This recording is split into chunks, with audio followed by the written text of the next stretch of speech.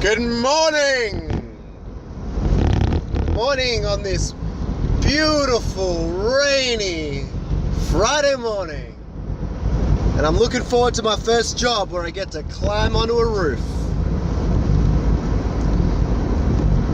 Anyway, I was just thinking about this morning, about last night I had some mad chats, bros, with my housemate, Josh, right?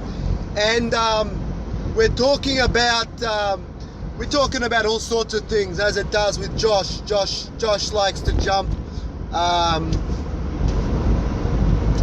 categories. He loves to jump categories from one thing to another. We ended up talking about things like amputation and how hard that would be, and I'm like, it's not that hard. I've got 3 fingers, right? Look at that shit. 3. So, and he goes to me, well, you know, that would have been really hard for you. You would have had to, I don't know how you would have done that in your head to get through that. It was probably a challenge to try and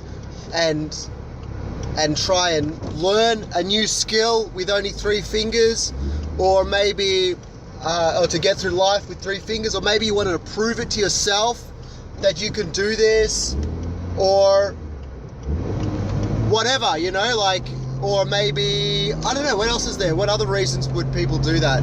To prove people wrong, that maybe if I had some shit friends who thought that I couldn't, that my life would be different with 3 fingers, that I could prove them wrong or something. I don't know, whatever, all these different reasons. The reality is, when I lost my fingers, the only thing I was stressed about was my girlfriend thinking my hand is ugly and not wanting a part of me. But she was absolutely wonderful, and she'd proved to me in several different ways that not only is it it's another beautiful part of me, but it's also interesting as well. I remember spotting her, like, just times we'd be sitting on the couch just watching TV or something, and she'd be like looking at my hand and following, and I remember her saying, "This is really weird, Chris, but the fingerprint on the palm of your hand actually grows over the scar and continues, instead of just sort of ending at the scar and then starting up somewhere else." And little moments like that, and then she's like smiling and like, wow, that's crazy, right? That's cool. Made me feel good. Not made me feel good, but made me realize that it's really not that big a deal. But that was the only concern I had when I lost the finger.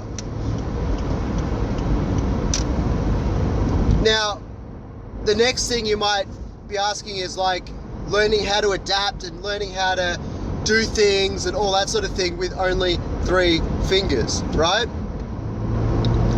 Well, it all started with me being really, really high in hospital. Now, during that time, I was 17. I was so into guitar playing, massively, right? And every single day I'd be playing guitar at some stage, like either just mucking around, just playing scales, just strumming without even really paying attention, something to practice, right? Now, when I was in hospital, I was high and I was bored out of my brain, right? So I was thinking, man, I wish I had my guitar. I just want to play guitar. Now at this stage, all of my hand was bandaged up in bandages, right? I couldn't really do anything, but I knew, I saw my hand after it exploded, and I'm like, that finger's messed up, that finger's missing, that finger's got a bit of a cut on the side of it, but it's all right. And my pinky, well, that's totally cool, right? So I knew what was going on with my hand, and I could feel it as well. I felt when I moved that finger, it hurt. When I move that finger, it just feels like a normal finger, but it's stuck inside a bandage, right? Now, I was in hospital. I asked my mum and dad to bring me my guitar. And what I did is I wiggled my little finger out of the guitar, out of the bandage, and I'm like, I just want to play guitar. And I start playing with just my pinky, just playing, like, tuned it down to D, like just playing power chords, bar power chords, I guess you'd call them, in drop D, and just playing around, learning how to tap with this hand, because I can only play with one finger on this hand. I can't play intricate notes, but I can do it with this hand. I can just tap. And I'm like, that's kind of cool. Now I can do something a lot of other people can't do. I wasn't even thinking like that. I was just like, I want to play music, but my fingers are inside a cage right now and I can't use them, but I can use this one. I wiggled this one. I wasn't supposed to, but I'm like, what's the harm? It's fine. It's healed. It's nothing wrong with it. The next finger had a bit of a scar on the side of it, and also the muscles between the fingers were damaged as well. So I understood, even though I was high as a kite, I understood why I shouldn't use that finger. And it kind of hurt a little bit anyway, just like barely noticeable, but there was pain there. So I was playing with my little finger, and then I was in the hospital. You got to keep in mind, I was in hospital for a whole month, right? A whole month. So after a week, I was like, I need my guitar. After 2 weeks, I was like, my middle finger, well, I don't know what you call, what's that finger? A ring finger or something? I don't know. That finger felt fine to me. And the doctors were like, oh, I don't know if you should use that finger. The tendons are still, like, they've been stretched out. And I'm like, yeah. Like, I want to try. I just want to hear music coming out of my guitar that my fingers are doing. That's all I care about. It's not a challenge. It's not like, it's like you want to watch your favorite TV show, but maybe, I don't know, like your vision is a little bit blurry because something's happened and you got to sit close to the TV or something. Or you just sit close to the TV because it's your favorite show. Well, this is my favorite hobby. This is my favorite thing at the time, was guitar. So I'm like, I just want to play guitar. And I play with 2 fingers. Finally, I'm out of hospital and I've got all my fingers. Now, this finger was so tender on the end, and they had to do another surgery on it and stuff like that because of that tenderness. The nerves are a bit weird. But I was like, it hurts, but I can play. That was my attitude to it. I can still play. It kind of hurts. Maybe I have to put pressure on other parts of my finger so that it doesn't hurt so much. And the other part of my brain was like, it hurts right now, but I really want to play guitar, and maybe my fingers will just get used to it because they're like, they need to desensitize or something. That could be a thing. That's what, like, I was doing desensitizing massage on other parts of my hand because the nerves were learning how to be nerves because they've been slashed and severed from the explosion. But yeah, that's but that, and then eventually, like, I can play guitar. I can't play, like, it goes without saying, you don't need to be a guitarist to know that most chords, to play properly, you need all your fingers. That's just a given, you know? But I find ways to sort of play a chord that only a guitarist or a musician would notice that the notes are missing. It may not sound as full, but it gets the message across and it does the job, if that makes sense. It does it. It works. It just doesn't work as well as if I had all my fingers. But, you know, that's the reason why I did what I did. I did it because I didn't do it because I need to prove to myself something, or I need to, I don't know, something along those lines. It was none of that. It was nothing more than I just wanted to play guitar. And the beauty of all of that was that once I learned guitar, it was, and I had the acceptance of my girlfriend at the time, and that was proven to me through her behavior, her wonderful behavior. Without even realizing, I sort of subconsciously realized that this is not a big deal. This makes no difference to my everyday life. It makes no difference. Like, I haven't found anything that I can't do, that I've attempted and failed at because I don't have enough fingers. It's never happened to me. Ever. I mean, there's some things that are more difficult, like I said.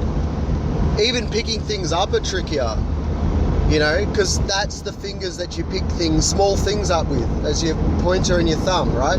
Well, my thumb is stuffed. My thumb is not the way it was, and my finger doesn't even have like the end bit on it. So I usually have to pick things up like this, and it's just sort of awkward and weird, or like that. But I mean, come on, picking things up. I have trouble picking things up that are really tiny, like coins and guitar picks and things.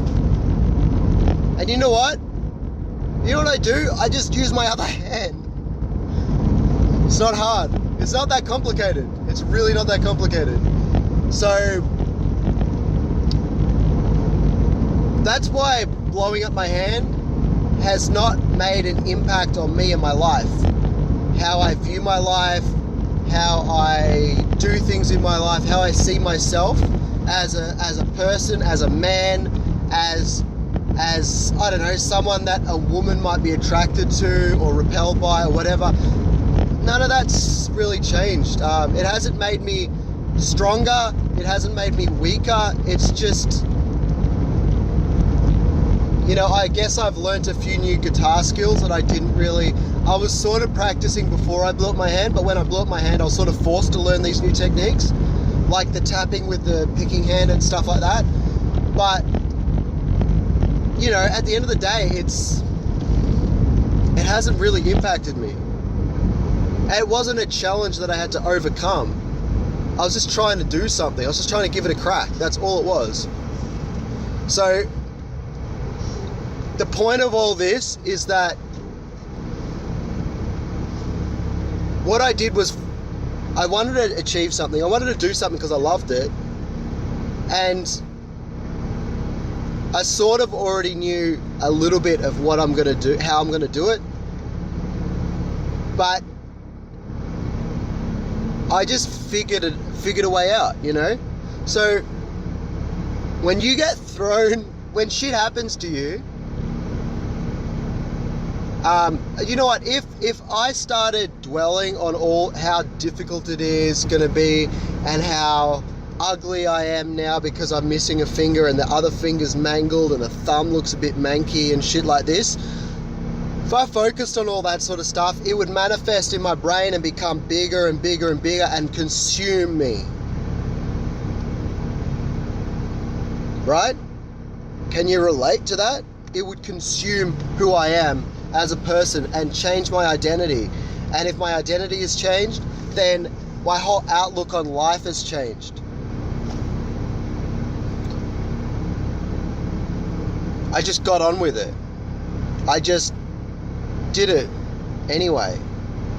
So, I mean, you can't apply that to everything, but, you know, in life you'll get thrown challenges. In life, you know, you'll have people that tell you this and tell you that and all this sort of stuff. I've had people who look at my hand and go, that's weird, I don't want you to touch me with it. And I'm like, you're weird, what the fuck? What? It's just a hand. You know, I don't understand you. I don't know what you're talking about. Doesn't make sense. It's probably, I don't know, I can't even think of an example yet, but like someone saying don't touch me because you're black or you have blonde hair or something weird like that. Like, it's just a hand to me. There's no diseases on it, you know, none that my other hand don't have anyway. So yeah, just don't let it, here's the main thing, don't let it drill into your identity and who you are. Because if you let it drill into your identity and who you are, then it's going to shape your whole perspective on life, right? And that sucks, because your identity actually controls you. If you can change your identity in your mind, not how other people perceive you, but like saying things like no, I'm the type of person who isn't affected by that sort of shit. Or I'm the type of person who only cares about my close friends' opinions, not strangers, not people on the internet, not this or that. I'm not that type of person. I'm not that. I'm not on that level. You know, you change your identity to that sort of thing. I'm the type of person who, when strangers who don't know me comment on me in my life, I kind of giggle at them, because they're like, they've got no idea. They got no idea. It's like the equivalent of someone saying, Christian, you hate cake. I saw once that you didn't eat some cake when it was right in front of you, therefore you hate cake. I'd be like, what are you talking about? I love cake, right? I love cake. Whatever, get out of here. Get out of here. I don't even if someone said that to me, I probably wouldn't even give them the attention, because doesn't make any sense, doesn't make any logical sense. I'm not the type of person who's gonna react a lot to that sort of illogical, wrong, incorrect stuff.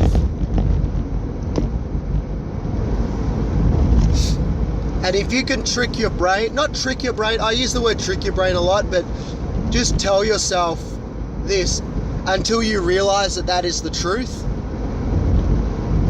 Kind of fake it till you make it, because you don't know it's the truth right now, but given time you will. You'll realize it. And from there, life opens up. You are someone who deserves opportunity. You are someone who deserves this, who deserves that, right? It's actually becomes a no-brainer that you deserve it. But it starts with a thought. It starts with your decision making, how you view things, how you view the world, but especially how you view yourself, right? Does that make sense? Yeah? Sorry this video is so freaking long. I'll leave it at that. Have a great day. Have a great Friday. Enjoy yourselves. Done.